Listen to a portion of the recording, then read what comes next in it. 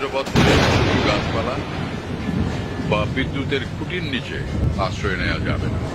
ধান ক্ষেত বা বড় মাঠে থাকলে তাড়াতাড়ি নিচু হয়ে যেতে হবে। বজ্রপাত হওয়ার উপক্রম হলে কানের আঙুল দিয়ে চোখ বন্ধ করে নিচু হয়ে বসতে হবে, কিন্তু মাটিতে শুয়ে পড়া যাবে না। বাড়ির ছাদ কিংবা উঁচু থাকলে দ্রুত সেখান থেকে নেমে যেতে হবে।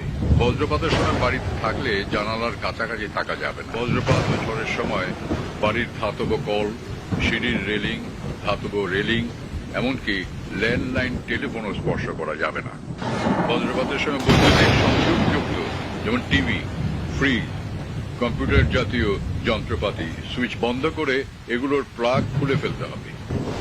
বজ্রপাতের সময় নদী, পুকুর, জলাবদ্ধ কোনো স্থানে থাকা যাবে না।